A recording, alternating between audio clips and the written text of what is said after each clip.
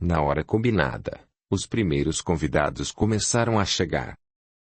Quando o Titus e o filho apareceram no portal, o Virgílius foi saudá-los imediatamente. Caríssimos confrades, tamanha é a honra que carrego dentro de meu peito em vos receber em minha humilde morada. O general, ganhando tempo, ignorou e, desprezando-o, buscava conhecer o recinto. Vamos, somos homens de lutas e batalhas, não seria mais justo nos poupar de inúteis demonstrações de afeto. Vamos à festa, pois a mim e a meu filho foi anunciado que seriam reservadas servas, vindas da Espanha, para abrandar a chama íntima dos nossos caprichos. Virgílius, em total demonstração de subserviência, convocou os servos para que prestassem toda a assistência que se fazia necessária e era exigida pelos ilustres convivas. Já noite alta, o general interrogou Virgílius. Onde estão tua esposa e tua filha? Por que não desfrutam destes sabores da vida? Virgílius, tentando disfarçar, respondeu. Minha esposa e minha filha estão repousando. Estiveram ausentes por dias e retornaram cansadas. O general, para satisfazer seus caprichos, ordenou. Traze-as diante de mim. Afinal, todos devem saudar um grande general.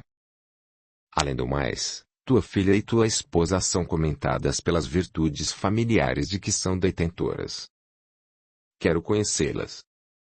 Virgílius, titubeando, encaminhou-se aos aposentos de Áurea, onde mãe e filha se encontravam, aflitas. Adentrando, o dono da casa ordenou. Vamos, quero que por um momento se apresentem ao general, que exige-lhes a presença.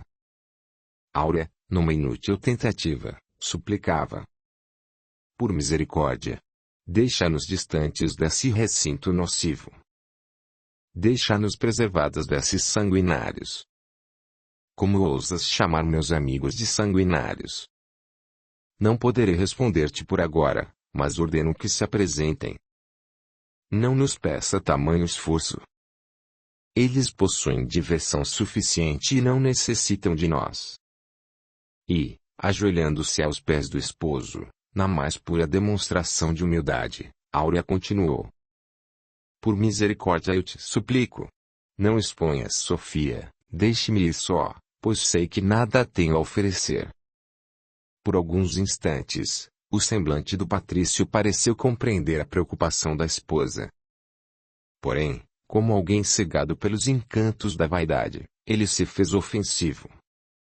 Não quero ouvir mais uma frase. Além do que, eu estarei ao vosso lado. Nada poderá recair sobre ambas. Irei agora atender às necessidades de meus convidados, porém apressem-se. O general não pode esperar. Virgílius saiu daquele aposento deixando ali a frieza que caía sobre mãe e filha como lâmina impiedosa, mas não era capaz de retirar de seus semblantes a beleza e o brilho de esperança que reluziam em seus olhares. Sem mais nada a dizer, ambas acatavam as ordens e aprontavam-se com simplicidade.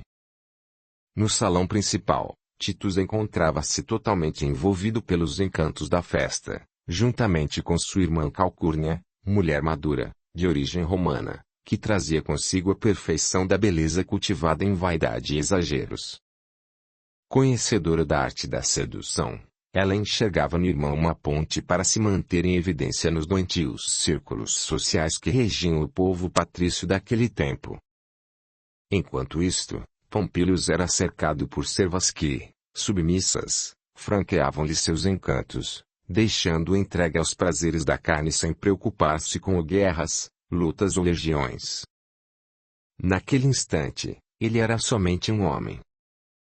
Com dificuldade para se adaptar ao ambiente, Áurea, segurando afetuosamente o braço de Sofia, abria caminho sem solicitar. A presença delas chamava a atenção de todos, em especial por suas características recatadas para um recinto tão intranquilo. Virgílius, percebendo a chegada das mulheres, foi em sua direção para conduzi-las aos ilustres convidados. Com a satisfação de quem traz nas mãos obras preciosas, orgulhosamente manifestou-se. Senhores, aqui estão minha esposa Áurea e minha filha Sofia. Vejam só, admirou-se Titus. Acreditei que os deuses haviam esquecido a arte de esculpir uma obra feminina com tanta perfeição. Rogo misericórdia a eles, pois blasfemei. Não poderia imaginar que o velho Virgilius, um simples edil, magistrado encarregado pela conservação, segurança e abastecimento de nossas cidades, pudesse compartilhar seus dias com tão bela visão. E, tocando o queixo de Sofia, continuou. B.S. jovem e forte, mulher. Estás pronta para conceder ao mundo filhos da mais alta linhagem. Áurea, tentando dispersar a onda de frieza que pairava no ambiente e retirar a filha da aflitiva situação, agradeceu. General. És muito nobre. Tuas frases, apesar de um tanto exageradas, são dignas dos mais nobres agradecimentos. Sei que para tantas jovens desta sociedade os deuses também foram misericordiosos, concedendo-lhes encantos especiais. Percebendo a rapidez com que Áurea respondia às suas frases, o general solicitou a presença do filho. Venha imediatamente, pois a poderosa visão de Sofia poderá desaparecer de nossa frente. O patrício, não ousando desafiar o pai, abandonou os braços de uma serva. Fixando os olhos em Sofia e atordoado pelo brilho que emanava da face da jovem, ele aproximou-se. Meu pai. Por que não me chamaste antes? Estarei eu diante de uma deusa ou de uma obra de arte criada por algum escultor audacioso? O general, abrindo um largo sorriso em sua face rósea, não escondia satisfação ao ver o filho interessar-se pela nobre imagem. E bom que penses assim. Afinal, já se faz tardia a hora e devemos pensar na continuidade de nossa família. Calcurnia imediatamente colocou-se ao lado de Pompílius, fazendo coro aos comentários do general. Meu irmão. Concordo com as tuas palavras. Acredito que nosso menino crescido tenha que aportar sua espada e conceder-te um neto. Pelo que vejo, estamos diante de uma mulher pronta para assumir os ofícios de esposa de um futuro general, como é meu sobrinho. Titus Gracchus, apoiado na observação de sua irmã, não se demorou em complementar. Preciso dar continuidade à minha família e não posso ter delinquentes carregando o meu nome.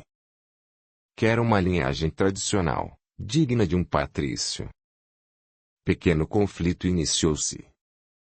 Sofia, em profundo silêncio, mantinha seu olhar na direção do chão, tentando inutilmente desviar-se das ofensivas hostilidades daquele momento. Pompílius, como por encanto, mantinha seus olhos fixos na filha de Virgílius. Em um gesto delicado, ele levou a destra ao véu que cobria os cabelos da moça. Retira o véu dos teus cabelos para que possa ver tua face. A jovem obedeceu e, em meio aos olhares, a inocência de uma flor fazia curvar o coração de um império. Minha querida, disse Áurea, apressada, vamos nos recolher. Acredito que os senhores queiram continuar se divertindo. Ambas perderam-se entre os convidados, deixando Virgílius e Titus em conversação. Meu caro. Sou um homem que viveu a vida para Roma e para as batalhas. Agora necessito de repouso e quero dar sequência à minha família. Somos pais e queremos sempre o melhor para os nossos filhos. Buscando no ar a inspiração, ele continuou. Quero que Pompílius possua uma mulher digna e percebo que a encontrei. Por que não unimos nossos filhos? General. Perdoa-me, mas minha filha está fora de qualquer propósito. Áurea jamais permitiria. Sofia já possui idade madura para o enlace, porém jurei à minha esposa que não forçaria nossa menina a nada. Ela é dotada de uma inteligência especial e até o presente não manifestou interesse em consorciar-se com quem quer que seja. Pela honra minha e de minha família, minha filha está fora de qualquer negociação. Titus, Percebendo que seu ataque não atingiu o alvo, silenciou na tentativa de livrar-se da própria insatisfação. Vou recolher-me. Irei embora.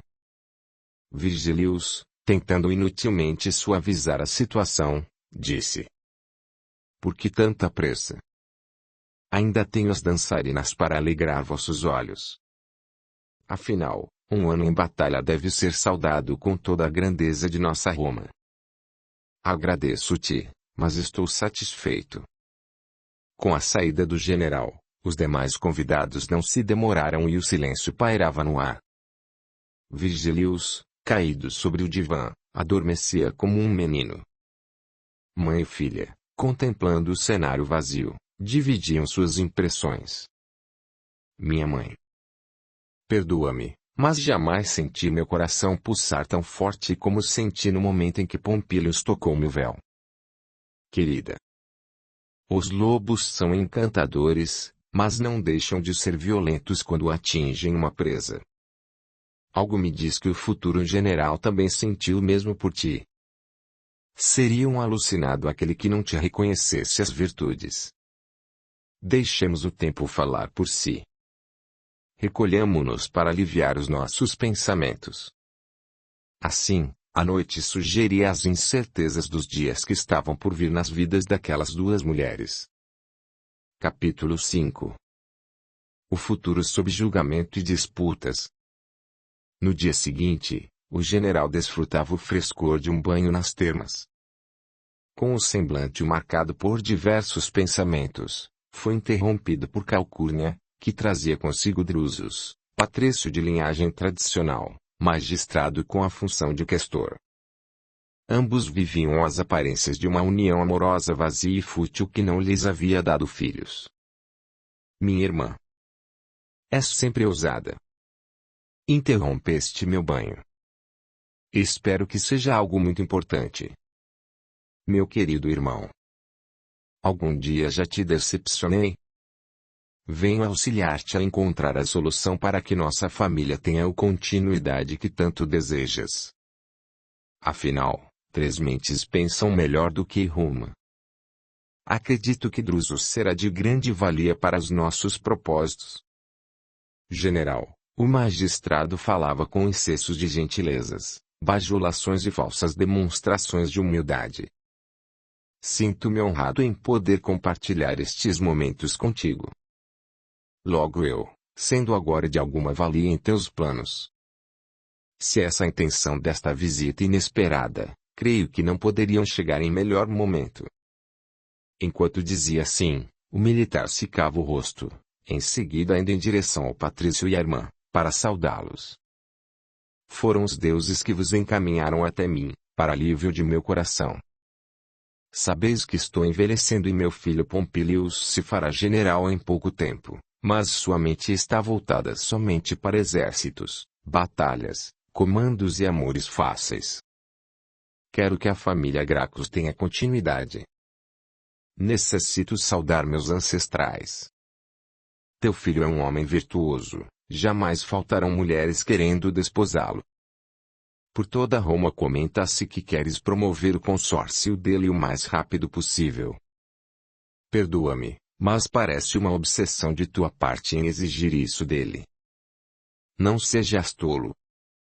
Um homem como eu não pode perder tempo. Não quero que meu filho se envolva com uma mulher qualquer ou com uma bela escrava para daí nascer meu herdeiro. Ele poderá manter seus romances, mas exijo que o primogênito nasça de uma mulher saudável, forte e de boa reputação. Se nestas paragens existir uma, mostra-me. Pois também gostaria de conhecer, disse Drusus, com tom irônico. Conheci a mulher que será a mãe de meu neto. E a filha de Virgílius? Só não compreendo porque até os dias de hoje não foi desposada por ninguém. Ontem, na festa, tentei conquistá-la através do pai, mas não tive sucesso. Deves estar louco, respondeu Drusus com espanto. Sofia vive sob os cuidados intensivos da mãe e de um tutor, um professor chamado Tácitus. Somente um lunático ousaria atravessar tamanha barreira. Dizem que muitos tentaram, Mas todas as tentativas foram inúteis. Quanto a Virgilius, é um homem tolo, vive tão endividado e alucinado pelos jogos que seria capaz de vender a própria filha. Capaz de vender a própria filha. Explica-me melhor, disse o general, com interesse. Sabes que, como questor, administro as finanças públicas. Todos os magistrados devem se reportar a mim para algumas questões. Virgilius endividou-se nos jogos e todos os artifícios são oferecidos para saldar as dívidas contraídas. Um momentâneo silêncio pairou no recinto. Calcurnia, com a frieza inerente à sua personalidade, manifestou seu plano. Meu irmão, acabo de solucionar o problema. Arranjaremos para que Virgilius perca a filha para nós em uma luta de gladiadores. O que dizes? Como faremos isso? E o que faremos com a desprezível Áurea e com Tácitus? Organizaremos uma disputa entre o gladiador Demétrios, o melhor e mais forte destas paragens. Ele é uma lenda viva e faremos com que se bata contra Quintus, um perdedor nato que está com o destino encaminhado para a morte. No dia do confronto, simularemos que Quintus é o melhor e tu envolverás e forçarás Virgilius a apostar todas as suas posses nele, inclusive a filha. Demétrios será devidamente orientado por nós para fazer tudo parecer real. E, com um riso nos lábios, ela continuou. Tenho certeza de que será muito fácil comprar este ser desprezível, por algum mísero dinheiro. No final, com um golpe fatal, Demétrios levará Quintus à morte. Assim Sofia será do teu Pompílios. Quanto à mãe e o tutor, nada poderão fazer a não ser acatar a nossa vitória, pois Virgilius firmará a aposta e nada ou ninguém poderá contestar. Com um sorriso, o general não escondia a felicidade diante dos planos da irmã. Sempre foste astuta. Eu mesmo fui incapaz de pensar em algo tão fabuloso. Preparemos imediatamente o confronto entre os gládios, pois que ninguém se esqueça de que vivo para o triunfo e a honra de minha Roma. Radiante, ele prosseguiu. Após Sofia estar em nosso poder, farei com que Pompílius realize as bodas e conceda-me um herdeiro. O que ganharei auxiliando-te? Perguntou Calcurnia, com os olhos vertendo egoísmo e fel. Riqueza, minha cara. Riqueza dos povos conquistados. Em um clima de amizade interesseira, aquelas criaturas firmavam negócios escusos para o futuro. Corações inocentes seriam submetidos às sentenças mórbidas de mentes tão doentias. 5 dias haviam transcorrido. Titus, fazendo valer sua influência em todas as camadas sociais, organizou na periferia de Roma um espetáculo, trazendo das regiões próximas os melhores gladiadores para lutarem até a morte. Patrícios dividiam os assentos com o populacho que buscava euforia para saciar a sede de morte. Na tribuna, ao lado de Titus, Calcurnia e Drusus, Virgilius, com um semblante ingênuo cheio de encantamento, alheio aos desejos do general, desfrutava dos jogos e apostava tudo nos nomes que o militar ordenava. Com a certeza da vitória em suas mãos, Titus não escondia a felicidade, pois, através das mãos de Demétrios, gladiador temido e respeitado, naquele dia definir-se-ia o destino da jovem Sofia. Observando que Virgílio já havia perdido muito dinheiro, Titus encenou a proposta de um mesquinho negócio. Veja. Adentrará a arena o famoso gladiador Quintus. Dizem que é o maior entre os maiores, e continuou, dissimulando. Sinto, mas apostei toda a minha riqueza no perdedor Demétrios que não terá chance alguma. Arrependo-me, mas é tarde. Feliz daquele que depositar em Quintus a confiança. Perdoa-me. Demétrios é o melhor gladiador destas terras. Nenhum adversário lhe sai vivo. Estava prestes a depositar minha alma nas mãos desse homem. Meu caro. O tempo de triunfo de Demétrios não existe mais. O nome forte de Roma é Quintus. Aposta nele e não te arrependerás. Além do mais, apostei suficiente quantia. Aquele que ganhar terá uma vida tranquila. Não queres riqueza? Não queres ser meu oponente? Virgílius não raciocinava, empolgado com a perspectiva de saldar suas dívidas com facilidade, imediatamente aceitou. Aceito, serei teu adversário. Como poderia recusar tal oportunidade? Mas, se apostaste toda a tua riqueza, eu terei o que para apostar? Tua filha, contra a liquidação de todas as tuas dívidas. Sofia. Com lampejos de sanidade, ele argumentou. Não posso fazer isto. Sou pai. Onde ficaria a honra de minha família? O que diria Áurea? Então não possuis nada que seja do meu interesse. Buscarei outro patrício mais audacioso, alguém que saiba viver as emoções dos jogos. Simulando desprezo, o general voltou-se para outros confrades. Virgílius, por instantes, relutava atormentado, como se no fundo de sua alma uma voz gritasse mais alto. Entre suores frios e tremores, respondeu. General. Aceito. Se eu perder, Sofia será tua. És um homem sábio. Logo brindaremos a tua vitória. Com satisfação, Titus ordenou que o último jogo iniciasse. Virgílius, sem perceber que tudo não passava de simples representação, assistia aturdido à queda de Quintus e à vitória de Demétrios, sem conseguir dizer qualquer palavra. O oficial não perdeu tempo em requerer seu bem. Pelo visto, és um perdedor. Reclamarei o mais breve possível o que me pertence. Titus, para assegurar-se, ordenou que Virgílius selasse a aposta, garantindo-lhe os direitos sobre Sofia. Após os últimos ajustes, Virgílius, repleto de remorso, assistia atônito ao esvaziar do recinto. E ali permaneceu por horas, entre lágrimas de desespero. Após conseguir sustentar o peso do corpo sobre os pés, saiu cambaleando em direção à cidade, em busca do alívio fácil nas ânforas de vinho fresco. Enquanto seguia pelas estradas, a litera que conduzia Drusus, Calcune e Titus para a cidade era sacudida por saudações e gargalhadas. General. Curvo-me diante de tamanha astúcia. O pobre sequer percebeu que compraste a vitória. Creio ser difícil alguém descobrir. Quem além de nós dois, poderia desfazer tal feito, Demétrios? Disse Titus fitando o horizonte. E o que fazer com ele? Tenho que agir com rapidez. Tendo a face marcada por uma expressão pensativa, o oficial completou. Ele não poderá permanecer vivo. Enquanto me preparo para retirar Sofia do convívio dos pais e promover a união dela com o meu filho, quero que te encarregues da missão de extinguir a vida de Demétrios.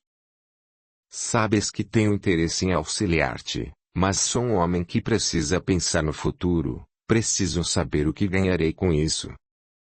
O dinheiro que seria de Demétrios será teu. Age como um soldado e não como um homem sem honra. Não poderei expor-me aos lobos.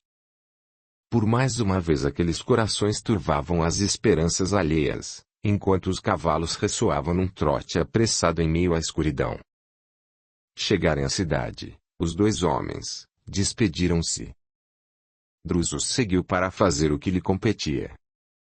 Imediatamente contratou 5 gladiadores para conter a força de Demétrios e com eles rumou para a estalagem humilde onde a imã poderia ser encontrado junto com os homens de sua propriedade.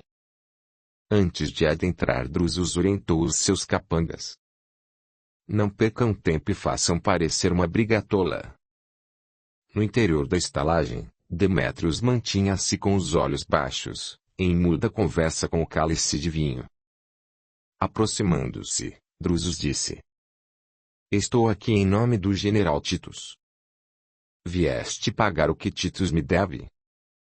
Então assim o faças e vá embora, pois, de todas as lutas que participei, Esta é a que me incomoda o peito.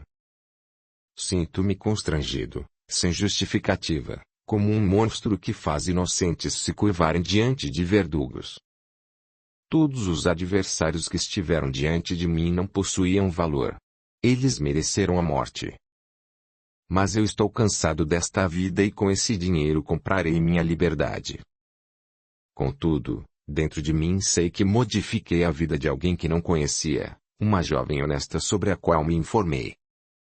Como alguém tão puro poderia ter tocado o coração de um homem sem sentimento como o general? Por que tanta barbárie? Não creio, comentou Drusus, com sarcasmo. Um mísero sanguinário tendo rompantes de moral. O que conheces de moral? Infame. Não poderei responder às tuas questões sobre pureza, pois esta virtude desconheço dentro de mim, porém, quanto à barbárie, corrijo-te. Trata-se de riqueza, poder e continuidade das sombras que residem no coração de um homem. Sem motivo aparente, os 5 capangas de Drusus iniciaram uma grande agitação. Com fúria, lançaram-se contra Demétrios. Minutos depois, o gladiador solitário tinha parte de seu rosto banhado de azeite fervente e sofrera severo e indescritível espancamento. Desfalecido, ele mais parecia morto. Após rápida e superficial avaliação, Drusus, afetando gestos de repúdio, disse: Vamos. Esse sanguinário está morto. Que os cães selvagens se encarreguem de sua alma. Sob as ordens de Aimã, Demétrios foi levado para a periferia da cidade, onde seria deixado para que as feras pudessem devorar o seu corpo, e assim ele estaria relegado ao total esquecimento. No desespero de vencer as dores do corpo flagelado, aquele homem manteve-se por 2 dias em uma difícil luta por manter-se vivo. Já no 3º dia, com o nome totalmente esquecido daqueles que o haviam conhecido, ele continuava em abandono. Foi então que despertou de um sono rápido e agitado e se viu acolhido nos braços de um nobre homem. Envolvido de imensa luz, esse fidalgo não julgava seus feitos, não lhe maldizia o coração. Simplesmente o abraçava paternalmente. E ao lado dele havia um outro, que também expressava infinita misericórdia. Meu neto. Sei que não recordarás quem sou, tampouco o passado que nos uniu. Por isso, apresento-me. Sou Jeremias, este é Horácio, que um dia foi teu tio. Nas alturas, o Messias tão esperado já iniciou a busca daqueles que levarão seu nome às diversas gerações às quais não conheceremos. Estamos vinculados por um amor puro, ainda distante do teu conhecimento. Falanges de amor estenderam-te as mãos, convocando-te para o trabalho de preparação daqueles que um dia conhecerão a verdade. Como um homem tão nobre escolheria alguém como eu, que possui as mãos tingidas pelo sangue e pela poeira de um passado de mortes? Como posso viver da forma a que me encontro agora, irreconhecível e deformado? Não te desesperes. Deus jamais permitiria que o sofrimento fosse injusto. Cada um carrega no coração as marcas do seu ontem, mas não devemos olvidar as preciosas oportunidades do presente, em que podemos ser transformados para o bem. Levanta-te e não te esqueças dos teus erros. Porém, não permitas que eles sejam um abismo a separar teu coração das verdades do amor celeste. Muitos dos que, a partir de hoje, estarão junto ao teu coração necessitam de força e coragem. Serás o guardião dos corações amados, dos que experimentam as lutas individuais no chão. Retorna à vida. A ingênua jovem marcada pela disputa egoísta, vítima de corações turvados de ódio, necessitará de ti. Não carregues a cólera, pois tudo que hoje parece tormenta amanhã será luz. Audiolivro realizado pelo canal Surya Chand Audiobook. Demétrios chorava qual um menino, enquanto Jeremias e Horácio, percebendo-lhe os infortúnios íntimos, derramavam sobre ele uma luz intensa e reconfortante. Isto feito, despediram-se, desaparecendo em imensa paz. Enquanto isso, Demétrios despertava emocionado e, solitário, confortava-se. Criaturas amáveis que me acolheram em pensamento, minha ignorância não poderá vos descrever, mas prometo que viverei para guardar as novas instruções do porvir.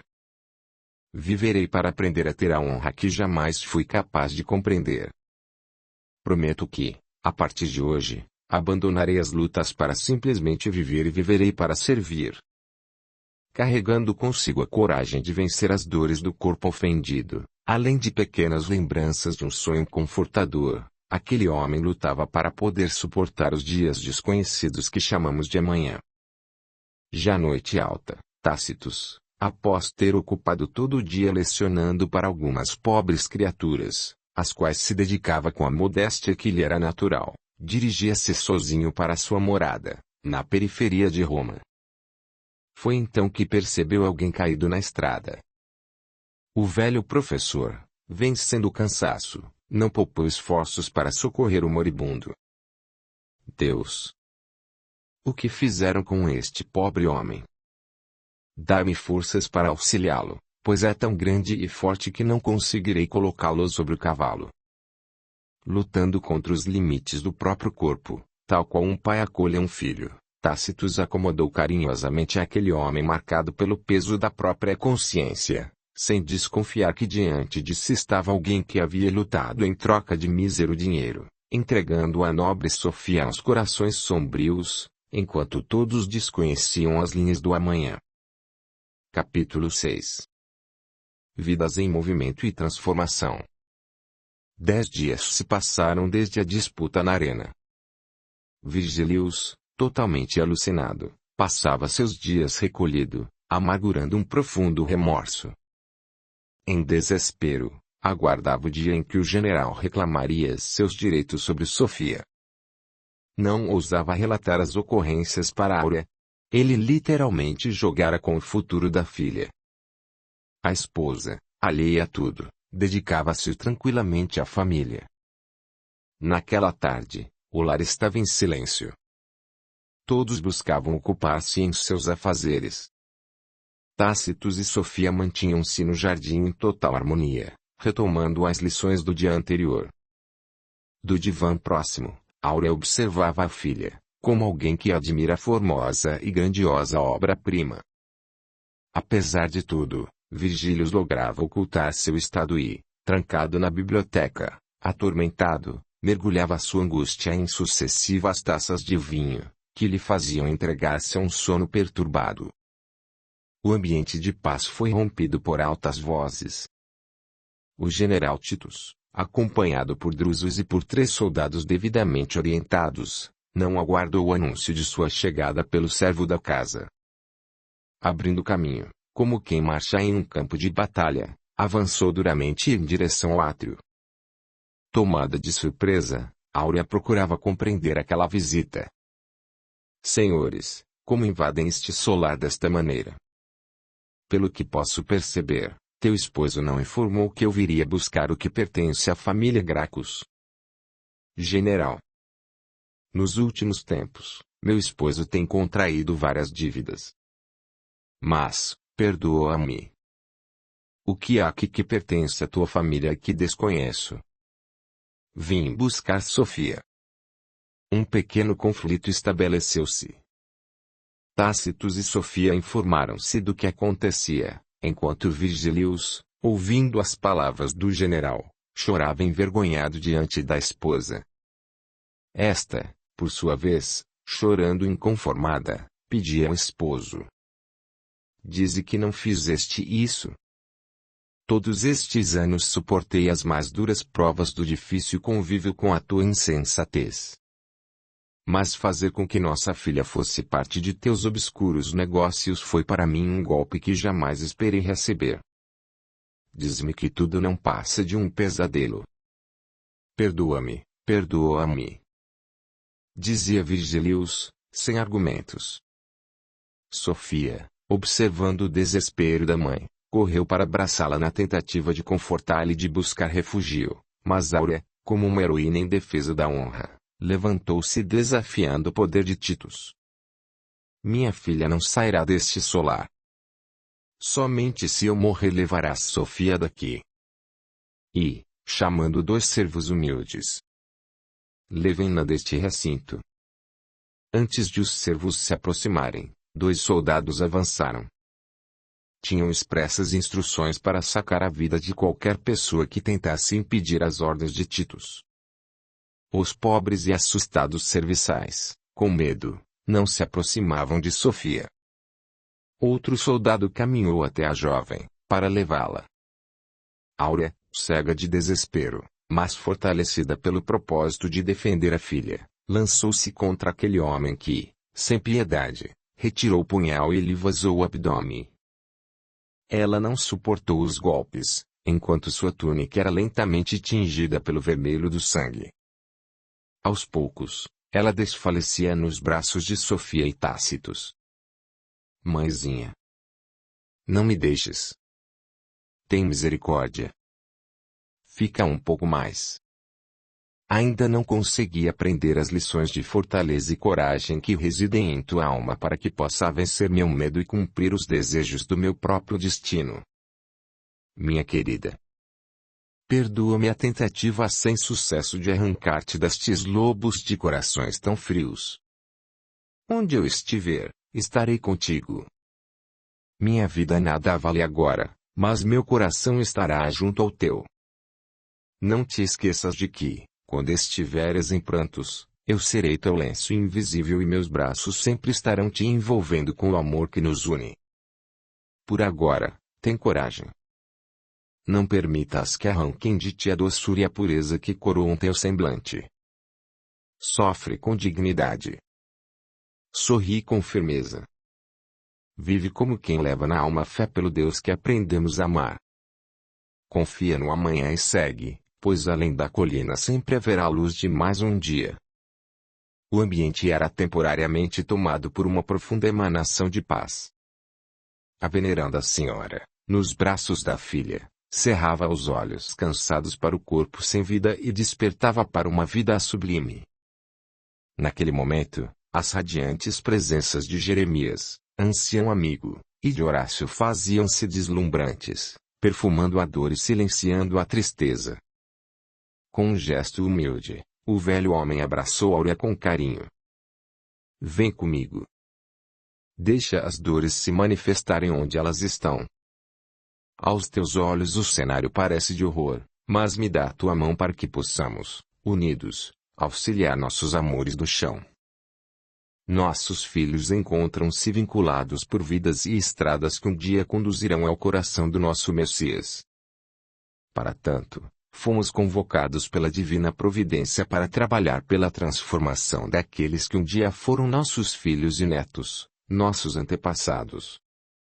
Estamos juntos novamente e assim seremos uma família. Mesmo agradecida por essas palavras de luz, como seguir deixando minha menina junto dos corações desses verdugos? Como seguir em paz, desconhecendo o amanhã? Deixa-me ficar ao lado dela e de Tácitus, que amei a vida toda em meu silêncio. Por agora, vem. Tácitus, meu irmão de ontem, volveu ao chão para acompanhar-te os passos.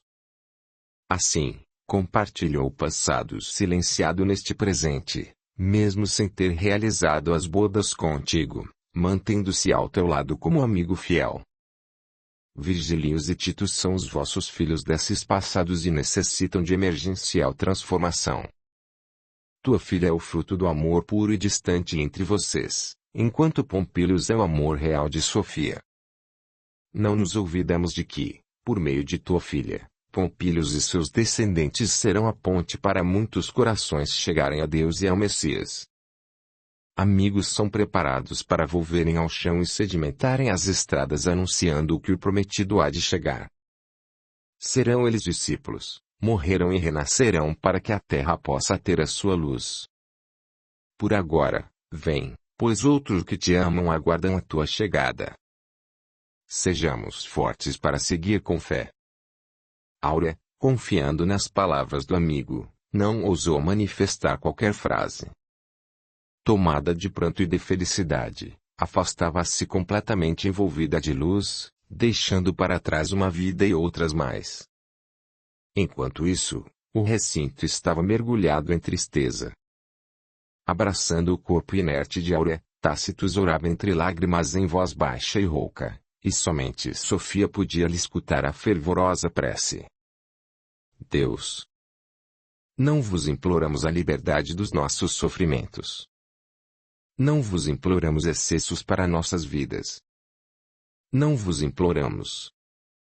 Porém, não permitais que em nossos ouvidos sejam açoitados os ventos da nossa própria insatisfação. Suplicamos compreensão e sabedoria, fortaleza e misericórdia, para vivermos longe daqueles que foram abraçados pela sua luz. Recebei, Senhor, a chama viva de nossa esperança e nossa fé, fazei-nos fortes para honrarmos os ditames das vossas soberanas leis. Ensinai-nos a esperar, educando e trabalhando até que o tempo seja o emissário de nossas vidas e venham anunciar um mundo novo. Libertai-nos de qualquer sentimento alheio à vontade dos céus, pois só é verdadeiro o amor que vem do vosso sábio coração. Tácitos e Sofia choravam, enquanto Virgílius quedava-se totalmente atônito diante do que via, incapaz de qualquer palavra ou manifestação. Titus segurava o braço da jovem e, com a brutalidade inerente à sua personalidade, ordenava: Vamos.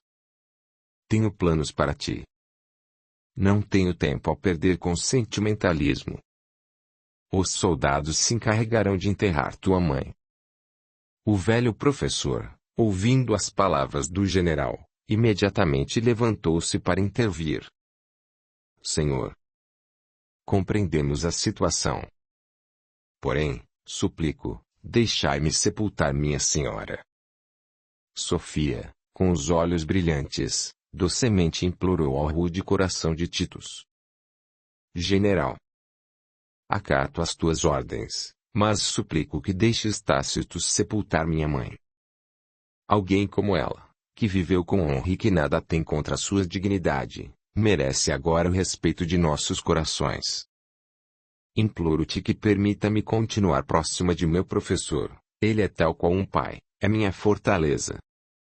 O general, aturdido pelas palavras que ecoavam no momento, envolvido pelo clima sereno que então pairava, respondeu: Serei misericordioso e atenderei o teu pedido. Permitirei que este homem sepulte tua mãe e continue sendo teu professor. Mas tu me acompanharás, sem mais nada dizer. Virgílius, apático, a tudo assistia sem um gesto em favor da filha ou da esposa morta. Calado, observava Sofia ser levada pelos soldados e pelo general, em direção ao desconhecido. A jovem fitou-o profundamente, deitando sobre ele um olhar plácido, cheio de piedade e de uma candura indefinível. O patrício, emocionado, deixava as lágrimas orvalharem sua face e tomarem-lhe a alma. Enquanto isso, Tácitos e os servos, em total silêncio, pleno de comiseração, recolhiam Áurea para entregar seu corpo ao ventre da terra. Feito isto, o velho professor seguiria para uma nova realidade, repleta de testemunhos de fé, sofrimentos e alegrias. Ao chegarem à suntuosa mansão de Titus, encontram Miriam, serva que trazia estampada no semblante uma vida sofrida. Sob o peso do tempo, ela mantinha a candura, e munida com ela foi recepcionar o general. Adentrando a casa, o militar anunciou: Vamos, mulher. Trouxe a futura mãe de meus netos. Quero que a tratem com todo o desvelo. Quero que ela seja bem cuidada, pois em breve se casará com meu filho, assim que ele retornar dos campos de treinamento do exército, nos arredores de Roma. Por enquanto, quero descanso para meus pés cansados. Nesse interim, Calcurnia, preparada para uma festividade nos círculos sociais, ouvia atenta as palavras do irmão. Então temos companhia. Quero que saibas que, debaixo deste teto, estás sob as minhas ordens. Não aceitarei rivalidades. Lançando um olhar de ódio e desprezo sobre a jovem, encaminhou-se para Drusus. Vamos, a hora se faz avançada e não podemos perder tempo. No recinto silencioso, sem a presença de Titus, Calcune e Drusus, a jovem filha de Deus e Miriam permaneciam. Sofia ouvia as palavras daquelas criaturas atormentadas, não escondendo em seu semblante o medo que lhe furtava a cor. O serva, percebendo seu constrangimento, envolveu em um manto, carinhosamente. Minha menina. Não tenhas medo de mim. Sou Miriam. Qual é o teu nome? Sofia. Seremos amigas e compreendo-te em compaixão. Pelo que posso perceber, és diferente das mulheres que frequentam este solar. Sinto-me como alguém que aguardou tanto tempo por este encontro. És tal qual uma luz advinda dos céus. Miriam, bondosa, amparava no peito maternal a cabeça da jovem, que ali buscava alívio para o aperto de seu coração. Minha mãe há pouco partiu e não pude sequer manifestar minha despedida. Foi retirada de mim a oportunidade de sofrer pela sua partida. E agora descubro, desse jeito hostil, que meu futuro está nas mãos de um homem rude e que meu coração será entregue, sem perguntas, para alguém cuja natureza desconheço. Deus, faze-me fortalecida para que minhas lágrimas não interrompam minha razão. Faze-me fortalecida para vencer o medo que lentamente aporta em minha alma. És conhecedora do Deus único? Sim. Eu e minha mãe aprendemos os conceitos do Deus único que nosso amigo e professor trazia de sua linhagem. É esse Deus, proferido nas escrituras meigas, que me faz suportar tamanha dor no coração. Também sou conhecedora desse Deus. Ele também me ensinou a ser forte. Como vieste para este solar? Vivia nas encostas da saudosa Grécia. Eu e meu esposo vivíamos felizes, junto de nossa família. Tudo nos parecia paz e alegria. As bênçãos dos céus recaíam sobre nós, e partilhávamos essa felicidade com minha cunhada Ana, Semiotes, seu esposo, e meu sobrinho, o pequenino Demétrios. Desconhecíamos a força dos exércitos de Roma. Porém, uma tarde estávamos tranquilos quando uma legião aportou em nossa terra. Comandados por Titus, ainda jovem, requisitaram nossa humildade para servir-lhes com alimentos e aquecê-los. Nesse momento, não conseguindo se manifestar pela palavra, Miriam deixava lágrimas silenciosas lavarem sua face, buscando no ar a fonte de inspiração para refazer-se. E então continuou. O sonho de termos um filho era a esperança mais pura dos nossos dias. Entre os soldados que chegaram, alguns carregavam chagas trazidas das batalhas.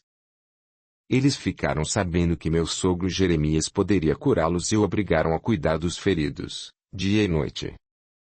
O estado dos legionários era lastimável e 5 deles morreram com severos ferimentos, outros 3 agonizaram por dias. O general, fazendo honrar seu nome e sua moral diante de seu agrupamento, sentenciou Jeremias e Horácio à morte, e eu, à escravidão. Onde está teu sobrinho? Segundo o general, ele foi morto, mas dentro de meu coração ele é vivo, disse Miriam, secando as lágrimas para continuar.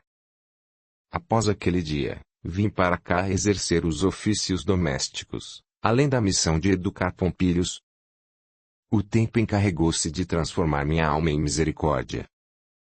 Quando aqui cheguei, trazendo dor, ódio e desejo de vingança, encontrei no pequeno Pompílios, com apenas 4 anos, uma forma de não sucumbir à saudade de meu esposo e de minha família. Dediquei-me por todo esse tempo a este jovem que hoje é um homem. Quando olho para o general e para seu filho, vejo 2 criaturas necessitadas de luz e amparo. Sou igual a ti, disse Sofia com as lágrimas marcando-lhe a face. Também sou cativa. O que nos difere é somente a forma pela qual chegamos aqui. Não foste encaminhada para cá sem causa justa. Comigo também foi assim. Alguma tarefa nosso Deus reservou-te. E segurando-a nos braços, Miriam fitou-a profundamente e prosseguiu. Recordo-me de meu sogro Jeremias dizendo: Mas, igual ao monte que ao cair se desfaz e ao rochedo que muda de lugar, a água que desgasta as pedras, a tormenta que arrasta as terras, assim é a esperança do homem. Lembra-te sempre de que a joia mais preciosa da terra, antes de adornar a coroa de um rei, foi um dia pedra bruta que recebeu o trato carinhoso e o polimento necessário com desvelo. A árvore frondosa, antes de conceder os frutos, foi um dia uma semente que teve que vencer a escuridão da terra para poder ver um simples raio de sol. Portanto, és a água para modificar esses corações petrificados, és enchente renovadora que trará as bênçãos da fertilidade para o solo trincado que chora ressecado. És a esperança pura desta residência. Coragem, minha querida, estaremos juntas nesta empreitada de Deus. Rogo a Deus estar sempre atenta às tuas palavras. Se queres viver em paz, não descuides de Calcurnia. Ela possui forte influência nesta morada e todos estes anos tenho assistido, em silêncio, a diversas demonstrações de horror promovidas por ela, por seus amantes e inclusive pelo general. Percebe que por aqui tudo possui um pouco dessa mulher. Até o jardim, que era para nós um sereno recanto de paz, foi por ela transformado em abandono. Não compreendo. Por que tamanho egoísmo, para destruir um jardim? Serei eu capaz de transformar tantos infortúnios em bênçãos luminosas sobre este lar? Há alguns anos, o general trouxe para cá uma serva cheia de vida. Dias seguiram e Titus, identificando a beleza natural daquela jovem, tentava por todos os meios forçá-la a conceder-lhe seus encantos em troca de uma falsa liberdade. Mas quem é cativo aprende a ser forte. Lágrimas tímidas umedeciam a face de Miriam, que, emocionada com as recordações, acariciava maternalmente o queixo de Sofia. Ela, por sua vez, mantinha-se firme diante daqueles propósitos funestos que a assombravam. Com sua resistência conseguiu conquistar o coração do general. Pela primeira vez, após a morte de sua esposa, ele havia se curvado ao coração de uma mulher. Tentando escapar das duras mãos de Titus e Calcurnia, ela dedicou-se, nos poucos dias que ficou aqui, às flores deste jardim, as quais brotaram como jamais fora visto, trazendo perfume e colorido perfeitos a este ambiente. Chegou o dia em que o general saiu em campanha, deixando-a nas mãos de Calcurnia, que, consumida pelo ciúme, fazia prevalecer sua ganância. Jamais permitiria que uma serva emparelhasse com ela. Por puro ódio e para livrar-se da jovem, ela ordenou que fosse destruído o jardim e que lhe ficasse abandonado por anos, para servir de exemplo a outras mulheres que tentassem despertar o coração do irmão para os encantos femininos. E o que aconteceu a ela? E o general? Estando o general ausente, sua irmã uniu-se a Drusus e a pobre foi levada ao suplício extremo. Não suportou o martírio do cárcere e, depois de 40 noites de privações, foi sentenciada à morte fria. Titus não ousou falar mais sobre ela, sequer ordenou que recuperássemos este jardim. Para ele, é como se o passado não existisse. Portanto, fica alerta, pois o amanhã pertence a Deus e hoje está em nossas mãos. Sê corajosa e devolve a alegria e o colorido aos corações desses dois homens, que jamais conheceram a paz, e faze deste reduto um lar de amor, pois sei que Deus nos protegerá. Entre abraços afetuosos, Miriam e Sofia acalentavam-se, firmando uma amizade verdadeira, sustentada e conservada na certeza de que Deus seria o alicerce de suas vidas. Está gostando da história? Então deixe o seu gostei, e compartilhe, por favor. Ajude o canal a crescer. A gratidão é o caminho da evolução. Capítulo 7. Caminhos de verdade e luta. 30 dias transcorreram.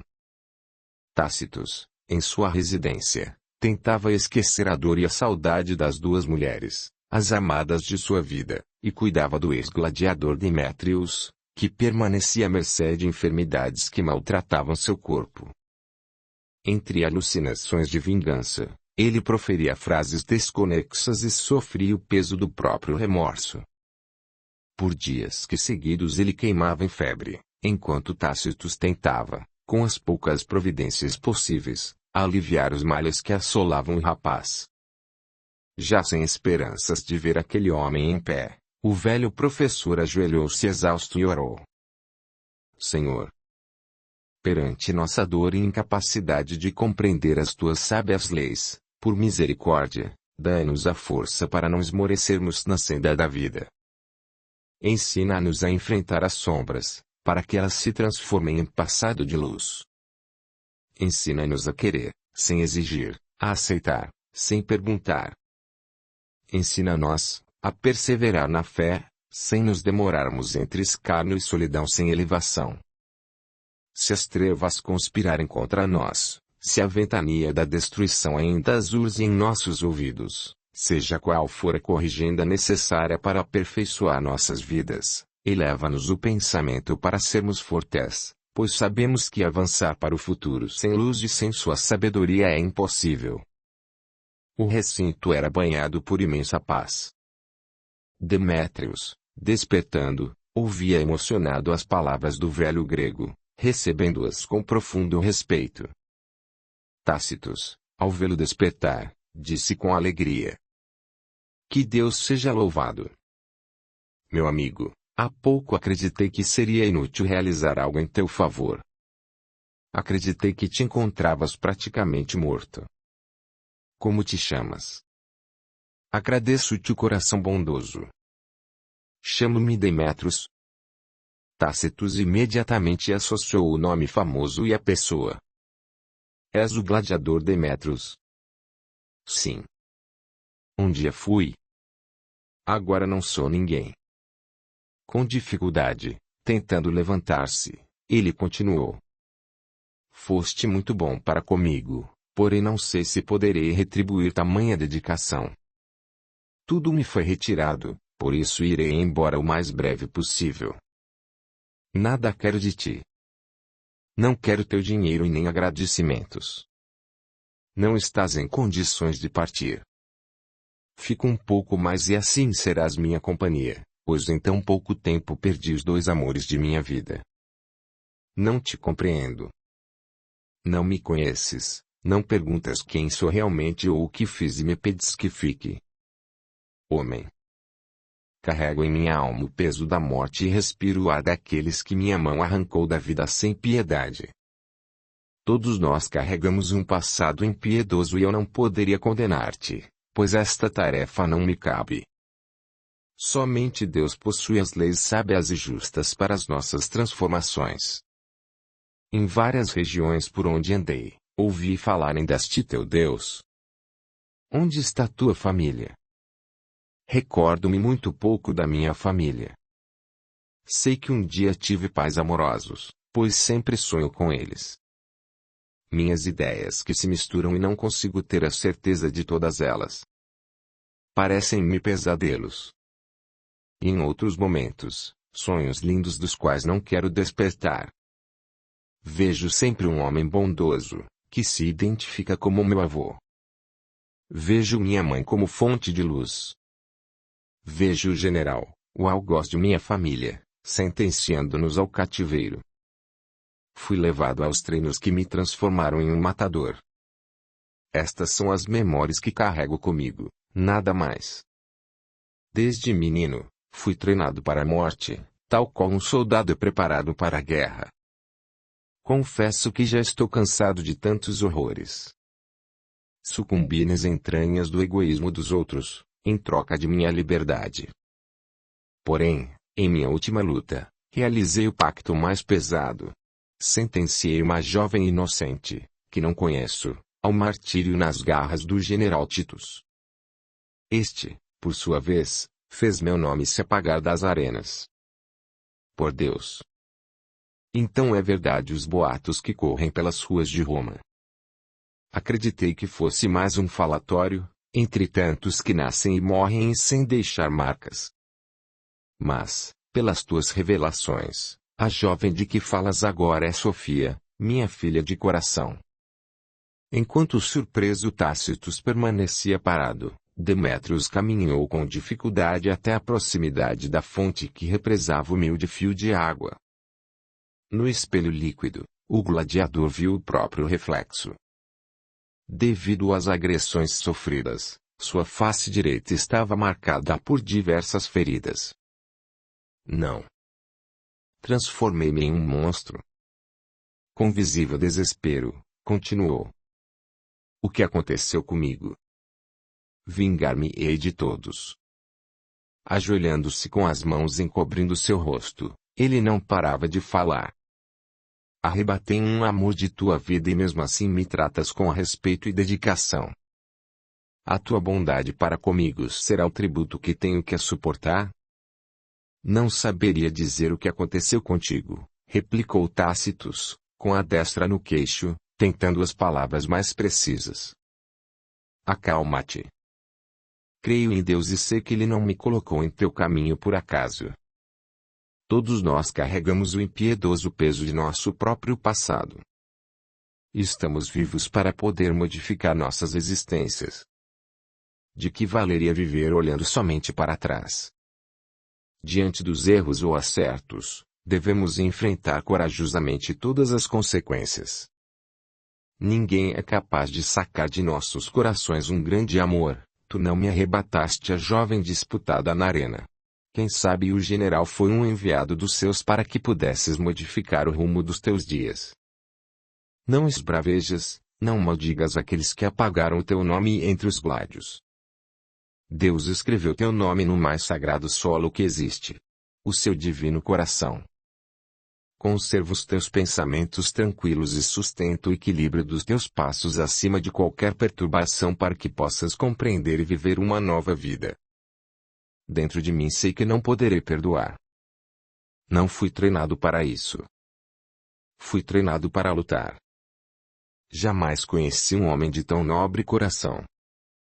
Suplico-te. Ajuda-me nesta difícil tarefa de me transformar em um verdadeiro homem. Ensina-me sobre o teu Deus, pois os meus deuses esqueceram-se de mim. Meu caro. Ao Senhor, nosso Deus, pertencem a misericórdia e o perdão é companheiro do tempo. Devemos evitar as sentenças definitivas sobre nossas vidas. Desculpemos o presente e o perdão aportará em nossos caminhos no momento em que estivermos nos modificando. Lembra-te de que o malfeitor de hoje poderá ser, amanhã, valioso amigo e professor para nossas consciências. Deus será sempre misericórdia e nós devemos ser simplesmente filhos dessa misericórdia. Não devemos esquecer que, para encontrarmos o caminho da libertação, devemos iniciar retirando o pó das sandálias e fazendo de nossas vidas verdade, trabalho, luta e transformação. Aproximando-se do novo amigo, Tácitos levantou-o pelos braços. Vamos. Levanta-te sem aflições ou angústias. Não te faltarão oportunidades para reparar as falhas de ontem. Ficarás em minha residência e, de minha parte, terás apoio, terás minhas mãos e, sobretudo, meu coração. Demétrios e Tácitos abraçaram-se afetuosamente, registrando os mais sagrados vínculos de amizade e consideração.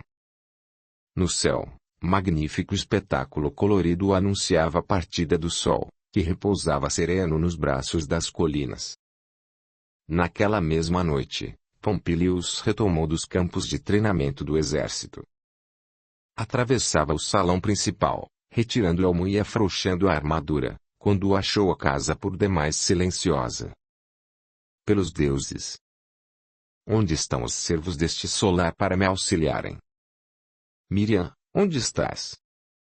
Assustada com os gritos, que pareciam costumeiros naquela morada, Sofia tentava compreender a origem daquela voz. E, quando se viu diante do rapaz, ela sentiu a face rosada. Pompílios, totalmente entregue aos encantos da jovem, disse: Creio que não estou equivocado. Se não estou sonhando, estou em minha morada. O que fazes aqui? Perguntou, enquanto procurava se aproximar da moça, que se esquivava o quanto podia. Seja quem for que te trouxe para cá, oferecerei aos deuses, em tua homenagem, o sacrifício do melhor animal destas terras. Minon, percebendo a situação, apressou-se a ir ao encontro de Pompílios. Desculpa o atraso. Não aguardávamos um retorno tão breve. Prepararei na biblioteca o vinho e logo traremos a água fresca para te aliviar do calor e o cansaço do pó da estrada. Os olhos do patrício estavam estagnados diante da jovem. Miriam retirou-se do recinto juntamente com Sofia e foi preparar as ânforas de água fresca, enquanto o general, fazendo-se ouvir, foi saudar o filho. Meu filho. Retornaste antes do previsto. Sejas bem-vindo em teu lar. Após as saudações, Pompílios animadamente relatou ao pai os planos das futuras conquistas planejadas pelos exércitos romanos. Isso manteve o velho soldado satisfeito e orgulhoso, mas ele não deixou de buscar oportunidade de trazer o assunto para suas intenções de uma prole para o filho. Percebi que já encontraste Sofia. O que achas dela? Meu pai. O homem que possuir o coração dessa mulher será honrado, será um escolhido dos deuses. Quisera eu poder ser este homem. Como não poderás ser este homem? Ela te pertence. Eu apostei com Virgílios em um jogo simples e lhe ganhei a filha para que ela seja tua esposa. Pompílios, como um jovem cheio de sonhos, via-se como um pássaro cativo e, ouvindo as palavras do pai, demonstrou insatisfação. Sou um soldado. Não posso receber tal presente. Como poderei consorciar-me com alguém que não sente nada por mim, que não me conhece, ou melhor, que foi arrebatado em um jogo? Sou livre e assim quero continuar. Nasci para o exército e não abandonarei minha carreira militar. És um ingrato. Queres continuar nos braços de mulheres que a terra se envergonha em receber? Não queres ver a continuidade de nossa família? Desde que tua mãe morreu, dediquei-me a ti. Ensinei-te o ofício das armas e, desde cedo, o que é ser um homem honrado. Permite-me morrer consciente de que minha família não terminará na ponta de uma espada anônima ou nos ventres infames de nossa sociedade. Quero ser livre para as lutas nos campos de batalha, quero sentir que o céu me pertence. Não estou pronto para exercer a tarefa de ser pai, tampouco ser um escravo de tuas vontades. Agradeço-te a dedicação e tudo o que me ensinaste, mas não poderei olvidar-me da tarefa que devo a Roma. Além do mais, quero eu mesmo conquistar meus amores. Sofia e Miriam, paradas junto à porta, traziam uma bandeja com uvas, ânforas de vinho e água e, sem esforçarem-se, ouviam a dura conversação. O general, não se permitindo nenhum gesto de compreensão, sentenciou o próprio filho. Já decidi. Vais te consorciar com Sofia o mais breve possível. Pai. Não faças isso. Sequer conheço essa mulher. Não farei isso para te agradar. És o pior guerreiro que conheci em minha vida. Não sou igual aos escravos que arregimentas em tuas conquistas. O general, furioso, lançou-se contra o filho e, de punho cerrado, abriu-lhe o supercílio. Gritando, sentenciou. Conhecerás essa mulher com o tempo, não importa. Além do mais, nas ruas de Roma, todos comentam a origem, a idoneidade, a confiança e, sobretudo, a honra da família de Virgílios. Essa jovem foi requisitada para diversas linhagens familiares, porém somente tu serás o esposo dela. Então fez-se mudo o ambiente. Sofia, ao ver que Pompílios tinha sangue vertendo em sua face, espontaneamente retirou o véu e calmamente colocou-se a tratar o soldado. Este, por sua vez, não querendo que o pai percebesse sua íntima satisfação em ser tocado pelas mãos brandas da jovem, levantou-se rapidamente, deixando o recinto sem nada dizer, abandonando o ar agitado, consumido de desavenças e falta de compreensão. Vendo o filho sair apressado, o general agarrou um cálice de vinho e bebeu de uma só vez. Enquanto isso, Miriam parava a jovem, que se mantinha ajoelhada enquanto segurava o véu ensanguentado. Vem, minha querida. Por agora basta desta demonstração de horror. Contudo, a noite caiu serena sobre aqueles filhos de Deus e, nos braços noturnos, a esperança de dias melhores pairou sobre suas consciências. Capítulo 8. Sacrifícios e dívidas de amor. Na residência do general, as pessoas lutavam para se adaptar às suas novas vidas. Pompílios, tentando fugir à proximidade de Sofia, mantinha-se com seu pai a maior parte do tempo, entretidos os dois com os ofícios estratégicos do exército. Naquela tarde, Miriam e Sofia, muito unidas, mantinham-se ocupadas com os afazeres rotineiros, entre conversações triviais, e também se dedicavam à reconstrução do frondoso jardim. De súbito, ambas ouviram que vinham do salão gritos que pareciam de alguém sob severo açoite. As duas mulheres, ansiando por algum esclarecimento, seguiram para lá apressadamente. Quando chegaram à sala principal, Calcurnia, sem piedade, ordenava que uma jovem escrava fosse severamente punida pelas mãos de Atrimédios, um africano que trazia força em seus braços e que sempre cumpria os mandos da irmã do general nos assuntos de corrigendas dos servos. Sofia, observando o sofrimento da jovem, correu para tentar ampará-la. O que fez esta mulher de tão grave para sofrer tamanha punição? Calcurnia, vertendo ódio dos olhos, respondeu. Esta infame leva no ventre um filho. Quero que seja açoitada até que o ser que carrega seja definitivamente morto. Já é sabido por estes míseros que não permitirei nenhum deles procriar nesta residência. Como ficariam os serviços?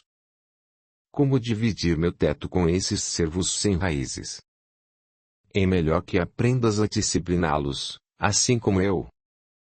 Sofia ajoelhou-se, retirou o manto que lhe envolvia os ombros e o depositou sobre a serva ferida, que agonizava sobre sua própria dor. Assustada, a moça retribuiu o carinho recebido com um olhar triste e brilhante. Como, naquele instante, não confiar nas mãos amigas que recaíam sobre o seu coração? Contudo, não suportando o martírio, num suspiro frágil ela cerrou os olhos para a vida. Calcurnia, observando o gesto de comiseração de Sofia, sentiu-se afrontada e gritou alucinadamente. O que fazes? És igual a estes imprestáveis. Não, senhora, não estou acostumada a estes cenários de horror. Secando as lágrimas e segurando o corpo inerte, Sofia continuou a falar, corajosamente. Ela está morta. Percebo que nada tenho a aprender com essa demonstração de severidade. Com minha família aprendi o valor do respeito pelo nosso semelhante. Minha mãe jamais ousou punir quem quer que fosse. Vivíamos em paz. Coisa que, me parece, desconheces. Estou vivendo neste solar contra a minha vontade. Porém, enquanto estiver aqui, não permitirei que ninguém sofra penalidade ou injustiça para satisfazer o egoísmo alheio.